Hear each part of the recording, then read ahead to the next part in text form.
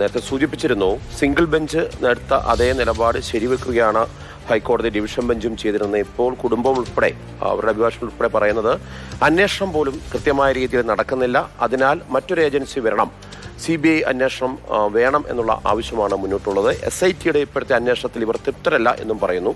ഹൈക്കോടതി division bench എങ്ങനെയാണ് ഈ വാദത്തെ കണ്ടത്? ഇതിൽ ഏറ്റവും പ്രധാനപ്പെട്ട കാര്യം മഞ്ജുഷ കോടതിയിൽ മുന്നോട്ട് വെച്ച വാദഗതികളിൽ ഒന്ന്, അതായത് കൊന്ന് കെട്ടിത്തൂക്കിയതാണെന്ന സംശയമുണ്ട് നവീൻ ബാബുവിനെ എന്ന കാര്യമാണ് പ്രധാനമായും പെറ്റീഷണർ കോടതിയിൽ പറഞ്ഞത്. ഇതോടൊപ്പം തന്നെ 55 കിലോ ഭാരമുള്ള നവീൻ ബാബു എങ്ങനെയാണ് ചെറിയൊരു കയറിൽ കെട്ടിത്തൂങ്ങുന്നത് അല്ലെങ്കിൽ തൂങ്ങി മരിക്കുന്നത്, അത് തന്നെ ഇത് ചേരുന്നില്ല എന്ന കാര്യം അവർ കോടതിയിൽ ഉന്നയിച്ചു. മാത്രമല്ല ഇതിൽ ഇൻക്വസ്റ്റിൽ വീഴ്ച സംഭവിച്ചിട്ടുണ്ട്, അതോടൊപ്പം തന്നെ പോസ്റ്റ്മോർട്ടത്തിൽ വീഴ്ച സംഭവിച്ചിട്ടുണ്ട് തുടങ്ങിയ കാര്യങ്ങളും അവർ ബോധിപ്പിക്കുകയുണ്ടായി. ഒപ്പം പരിഹാരം മെഡിക്കൽ കോളേജിൽ പോസ്റ്റ്മോർട്ടം വേണ്ട എന്ന കാര്യം തങ്ങൾ പറഞ്ഞിരുന്നതാണ്. പക്ഷെ തിടുക്കത്തിൽ ഈ കാര്യങ്ങളൊക്കെ തന്നെ അവിടെ നടത്തുകയുണ്ടായി. ഇതുൾപ്പെടെയുള്ള കാര്യങ്ങൾ ബോധിപ്പിച്ചിട്ടുണ്ട്. മാത്രമല്ല ഈ തൂങ്ങി മരിച്ച് കിടക്കുന്ന ആ മൃതദേഹത്തിൽ അടിവസ്ത്രത്തിൽ രക്തക്കറ ഉണ്ടായിരുന്നതായി ഇൻക്വസ്റ്റിലുണ്ട്, പക്ഷേ പോസ്റ്റ്മോർട്ടം റിപ്പോർട്ടിൽ അതില്ല തുടങ്ങിയ വാദഗതികളാണ് പ്രധാനമായും മുന്നോട്ട് വെച്ചത്. അപ്പോൾ ഇക്കാര്യങ്ങളിലൊക്കെ തന്നെ ഒരു അസ്വാഭാവികതയുണ്ട്, സംശയങ്ങൾ ഒട്ടനവധിയാണ്. അതുകൊണ്ട് CBIക്ക് വിടണം ഈ കേസ് എന്നതായിരുന്നു അവരുടെ പ്രധാനപ്പെട്ട കൺസേൺ ആയി മുന്നോട്ട് വെച്ചിരുന്ന കാര്യം. പക്ഷേ സിംഗിൾ ബെഞ്ച് അത് അംഗീകരിച്ചിരുന്നില്ല. പക്ഷേ സിംഗിൾ ബെഞ്ച് പറഞ്ഞ കാര്യം, ഉന്നയിക്കുന്ന ആരോപണങ്ങൾ ഗൗരവകരം തന്നെയാണ്, പക്ഷേ ഇക്കാര്യങ്ങളിലെല്ലാം തന്നെ SIT പരിശോധിക്കട്ടെ, മാത്രമല്ല പോസ്റ്റ്മോർട്ടം റിപ്പോർട്ട് ഉൾപ്പെടെ കോടതി അന്ന് പരിശോധിക്കുകയുണ്ടായി. ഇതുൾപ്പെടെയുള്ള വാദഗതികളാണെന്ന് കോടതി പ്രധാനമായും മുന്നോട്ട് വെച്ചത്. സർക്കാർ സ്വീകരിച്ച നിലപാടെന്ന് പറയുന്നത് നിലവിൽ അന്വേഷണം തൃപ്തികരമാണ്, SIT അന്വേഷിക്കുന്നുണ്ട് ഈ കാര്യങ്ങൾ എന്ന നിലപാടാണ് സർക്കാരും സൂചിപ്പിച്ചത്.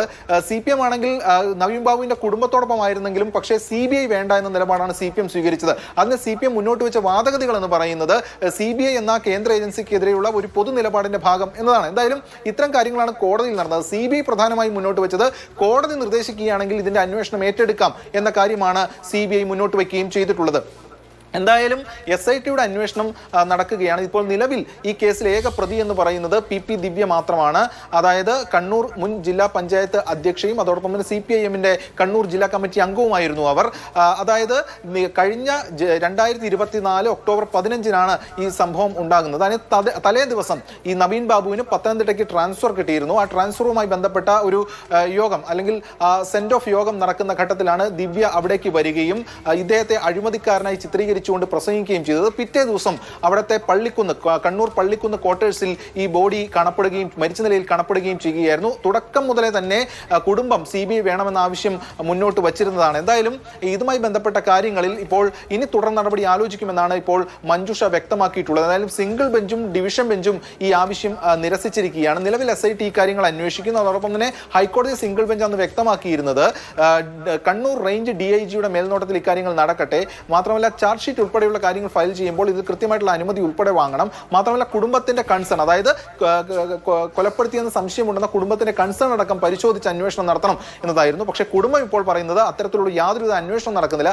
അന്വേഷണം തന്നെ നിലച്ചിരിക്കുന്ന സ്ഥിതിയാണുള്ളതെന്നാണ്. എന്തായാലും ഇനി വീണ്ടും നിയമ പോരാട്ടത്തിന് മഞ്ജുഷ പോകാനുള്ള സാധ്യതയാണ് നമുക്കിപ്പോൾ നേരത്തെ കണ്ട പ്രതികരണങ്ങളിൽ നിന്നും വ്യക്തമാകുന്നത്. എന്തായാലും സർക്കാരിനെ സംബന്ധിച്ചിടത്തോളം സർക്കാർ നേരത്തെ തന്നെ SIT എന്ന ആവശ്യം മുൻനിർത്തി അല്ലെങ്കിൽ അത് തൃപ്തികരമാണ് അന്വേഷണം എന്ന നിലപാടാണ് സർക്കാർ സ്വീകരിക്കുകയും ചെയ്തിരുന്നത്. ഏതായാലും ഡിവിഷൻ ബെഞ്ചിന്റെ ഒരു കണ്ടെത്തലുകൾ അല്ലെങ്കിൽ അതുമായി ബന്ധപ്പെട്ട കാര്യങ്ങൾ ഉത്തരവിന്റെ പൂർണ്ണരൂപം പുറത്തു വരുമ്പോൾ മാത്രമേ മനസ്സിലാക്കാൻ കഴിയുകയുള്ളൂ. പക്ഷേ സിംഗിൾ ബെഞ്ച് മുന്നോട്ട് വെച്ച വാദഗതികളെ ഇപ്പോൾ പരിഗണിച്ചുകൊണ്ടാണ് ഡിവിഷൻ ബെഞ്ചും ഇപ്പോൾ ഉത്തരവ് പറഞ്ഞിരിക്കുന്നത്. രാഗിനാണ് വിവരങ്ങൾ നൽകിയത്. ഡിവിഷൻ ബെഞ്ച് സിംഗിൾ ബെഞ്ചിന്റെ വിധി അതേപടി ശരിവെച്ചുകൊണ്ടാണ് ഇപ്പോൾ CBI അന്വേഷണം വേണ്ട, SITയുടെ തന്നെ അന്വേഷണം തുടരട്ടെ എന്നുള്ള നിലപാട് സ്വീകരിച്ചിട്ടുള്ളത്.